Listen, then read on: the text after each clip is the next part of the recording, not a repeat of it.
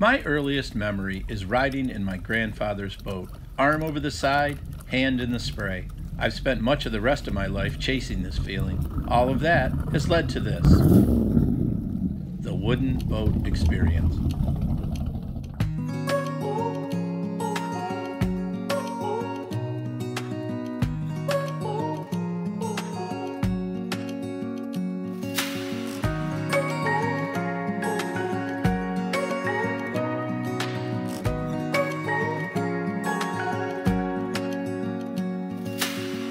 Searching for something that ain't lost. Have we got our lines crossed? We're wasting time on stuff that doesn't really matter, while wishing for something better. I try to fix things that weren't broken, misunderstandings and words unspoken. We fall apart, and I won't dare to say, do you feel the same way? Wow, it is episode 6 of season 2 of the Wooden Boat Experience already. How is it going so quickly? Before I forget, a couple things. I think it was Perry dropped these off to me at the Antique Boat Museum, saw my truck there and put them under my windshield wiper. Thank you, Perry. I will bring those out in the boat. The river floats my boat, these koozies say, and it certainly does float my boat. Jeff sent me a self-addressed stamped envelope and a very nice picture of his 1962 18-foot LYMAN on Lake George, although Jeff is from Ohio. So Jeff, your sticker is going to be on its way quickly. Thanks for sending me that nice letter right there. And I've been spending the whole morning getting ready for my friend Andy Derby and his friend Mark, who are both boat builders. They used to build boats together. I don't know if they still do or not. We're going to find all that out this morning. Hopefully they're going to give me some ideas on how to go about taking care of this boat. Where do I start to do what I want to do to this, which involves restoring it and maybe copying it as well. So you're going to meet those guys, and I'm also going to talk about my problem with shiny objects. Living in the Thousand Islands and liking wooden boats, this place is filled with shiny objects that will draw your attention. I have that problem, like a lot of us do that are into wooden boats. So I'm going to discuss how do I stop following every shiny object that gets in front of me. And today we're going to talk about a few of the shiny objects that I've dealt with recently.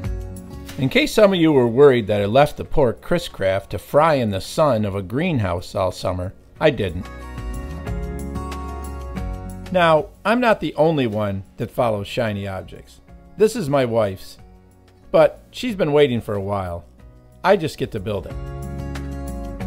Oh, and if there isn't enough going on already, we're also moving this blue building closer to this brown building so we can connect them, and the blue building will become the Skiff House.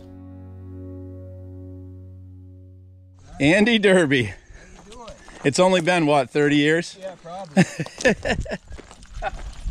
We're not supposed to shake hands, but I don't care. We're shaking hands today. Right. Sounds good. This is Mark? This is Mark. Mark, what's your last name? GIOVANNETTI. Seems like I've seen you before, somewhere. Maybe at a boat show. Might have. If you're wondering about Andy's bona fides, he was part of Victory Boats a couple of decades ago. They created the Victory Swift, a reproduction of the famous Penyan Swift.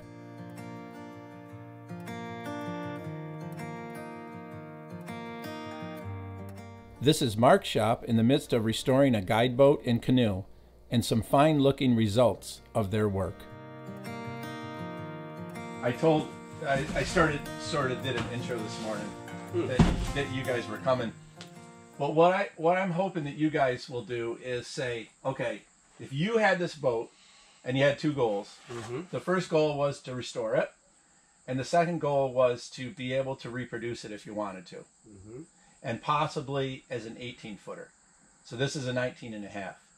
What would you do? What are the steps that you would do? And I'm actually going to write this down. I never took notes when Andy was talking in high school, I can tell you that. Andy didn't know too much in high school. You need to take notes now. It'd be hard for Andy to put out a coherent thought in high school, so. I don't think any of us were doing that well. So there's definitely all the ribs are going to be replaced. Has a centerboard in it, huh? Are you going to build a trunk back? I don't want to sail it. Yeah, okay. So Sailing a St. Lawrence skiff is for very young people. Yeah. Because there's no rudder. We've got one. That's a lot of running back and forth in the boat to steer. Right. That's not. I'm not going to learn to sail in a St. Lawrence skiff at this age. Yeah. That's advanced technique. Okay, so you're obviously doing the bottom board. Yeah, I'm going to do a whole new keel. Okay. And ribs, and wow. All right. So the first thing I would do, actually, before even to restore it, is I would probably take some lines off of it. Okay? Right. And then, even as part of the restoration project, I would probably build at least 3 Stations. I was figuring I'd build what I need to build if I was going to build it. So probably 8, right? Yeah, yeah. That's the best thing, because there's no way you're going to do all the work on this thing that you've got to do. You're probably going to have to do a little bit of artistic license to bring the lines back in to where they should be. Or where Well, I was figuring you look at the side, at a station, you look at the side that seems to be the best, and then flip it to make sure that That's it's right. symmetrical. That's right. So let me show you what I'm doing so it doesn't seem so odd that we're doing it in here. So we got to go to the other building for a second. All right. This building is all dug out here because it's getting moved. Okay. So this building is going from, this end will be 7 feet away from the studio. Got it. That wall is getting knocked out. The window and door will go away there, and that will be a hole. And then I will connect these two together with a roof. Yep. This is going to be the skiff building. Oh, okay. So because the stuff that I'm going to need to do in this building on that boat, I need some heat sometimes. Yeah. And there's not enough in there. So I've got to insulate the ceiling. This wall will be gone over here. So I can set it up. Great windmill. Yeah. Yeah, when it's lit up, those are glass in there. Oh, geez, really? Huh. That's cool. So this is 20 feet long. Okay. And so we'll essentially have about 28 feet to work with. Mm-hmm. So I can set up the stations. I can make a strong back. That's what you call it, right? Yep. Right on the floor. Yep. And I'll be able to work in here, and that's heated with a wood stove, so the heat will come in here a little bit. I know I don't want to overdo it. You've got a wood floor, so you can actually... I can nail right to it. Yeah. So that could just stay, and I just make sure that these, like if there's a loose one, Yeah. what do you do? Now I could actually pull that one. I just pushed in. This is actually, this whole thing probably had some water in it at some point, or however it was stored, but see how the planks have come away from the rabbit. So you're going to have to at least release it. Pull some fasteners and see what you got. This guy's coming out anyway. Right. Garbers are coming out anyway. Usually the worst of it happens down in this area. You'll get a feel for the condition of the stem behind here when you pull your garbers. Okay. And that'll probably give you a sense of what to do. This side is in perfectly. You know, this is never moved. That's great. Yeah, that definitely I think you're right. It swelled and it popped the nails because it's just, I mean, those aren't clinched, right? They're just nailed. They're not. Whether or not they're ring nails, I don't know. Okay? Oh, I just pushed that one right back in. Yeah, so maybe they're not. And in which case, if that's the case, well, you maybe see where that loose molding off. I don't remember which one it was I pushed in Pop there. that guy out a little. Oh yeah. I can't. Yeah. I'll grab a hammer. Little claw around here. Oh, everything's so spread around with the addition.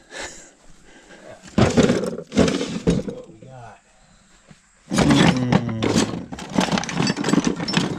Speckles is here to help. Yeah, there we are. All right, Speck, what are we doing here? There she is. No. That, all he did was just take a regular clinch nail and drove it straight into the wood. So, you know, see the taper? Uh-huh. So as soon as it starts to back out a little, it's gone. It's not a cut nail. It's a tapered nail. Right. Now, if it was a cut nail, it'd be okay, right? What I would do, if you're sure that your wood is okay behind, and what you might want to do, once you get the garboard gone and whatever else you run into, you might pop these, release that, and you could take this thing away from the stem as a unit. And clean the garbage out from behind. See what you got, okay? And then maybe do some bedding back in there. Now, what would you bed that with? Well, I would, you know, yeah, here we go. Now you're going to start. We're going to start an argument with this. You realize that? Not with us, but online. Right. New and old material. Right? Yeah.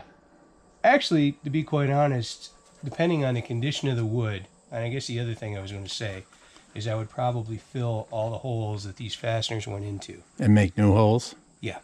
All right, so I would whittle some pieces, all right, like, you know, your proverbial toothpick. Right. Out of something better. And epoxy glue them in, okay, right. And chisel them all flush.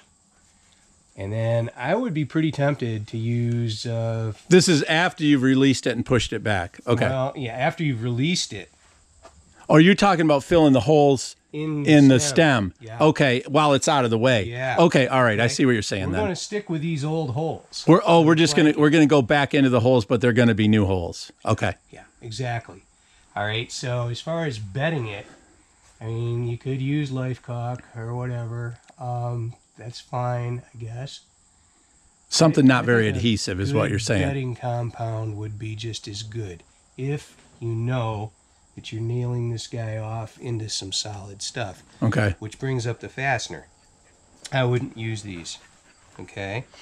And now that you've got basically wood behind here instead of a bunch of holes, I would get some bronze ring nails. Okay. The heads of which will look just like this. All right. All right. But they'll go in and they'll bite. Right. And they'll stay bit. You know. Because I hope I can save that stem, because that came out of a nice piece of wood. I mean, look at that. That was a pretty considerable chunk of oak there. I mean, my gut is... It seems pretty solid, doesn't it? What happened was this popped because of these tapered nails, and I think that stem's probably fine. You know, the only clue where you might run into trouble might be down in here, but this looks solid too. That's well fastened. That hasn't moved. It's shrunk up. Uh-huh. But... yeah, I think you're probably okay, Scott. This just looks like old bedding compound. Yeah, nothing special there. Am I gonna? There's probably some string behind it that it got bedded into. Yep. Which isn't the worst idea in the world either. Am I releasing this whole thing? Yeah. Okay. It's all gotta, you know, basically you want to be able to pop this side apart a little bit. And chances of not destroying this are pretty slim of popping that off with it. It's going to be brittle and tapered nails. That these aren't right here. They look like regular finish nails. They'll pull through. If they're clinched, I got to pop the back off, right? Yeah. They're probably not, though. They're right to the rib, huh? So they're probably not clinched. But they're not. I would experiment. Okay. Okay. I think you can probably get that off of there okay. But again, you know, this is where, like this type of thing, Mark, is where having these stations in the boat, you know, really save you. Because, you know, you can pop this thing apart, but you got stations kind of holding things from popping too far. And you know, too, that once you start to put it back together, if it's touching the station, you've got it in the right place. Right. If you don't, then you've got either your station is wrong or you got an issue. And I mean, the other thing that's important, just like we were talking about on the trout boat yesterday, is that twist that can happen with boats over time or whatever. So you can get it set up and everything is plumb and level. Then as you do your process all the way through, it's always plumb and level, you know. So that's time well spent. So here's the problem with buying an old wooden boat. We spent over an hour looking at this simple open boat and didn't explore everything. And between us, we've seen a few boats. What are you going to learn in a half an hour looking at a 26-foot LYMAN with the floor still in it? A proper survey takes a lot of time as well as knowledge. So that's it for Shiny Object number 3. We'll be back to it soon. And Andy and Mark, well, we'll be seeing them again for sure. What a great resource. Now on to Shiny Object number 2.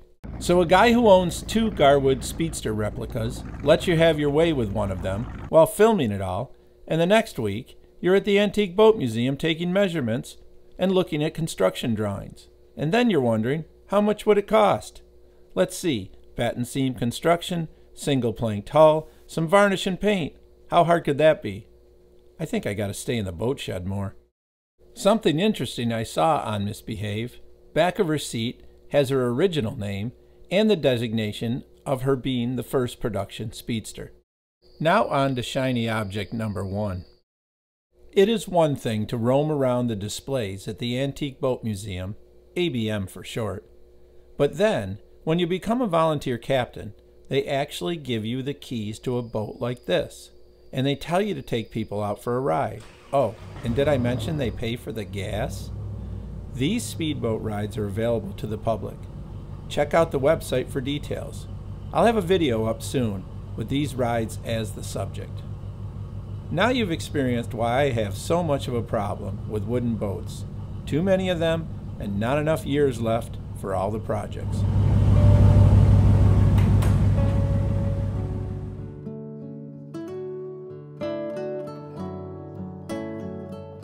Thanks to all those that support the WBE, especially on Patreon. Check it out. The website address is in the description below the video and on the screen. You can sign up for as little as $1 a month. Don't forget to subscribe, comment, like, and share. And of course, show up next week for episode 7.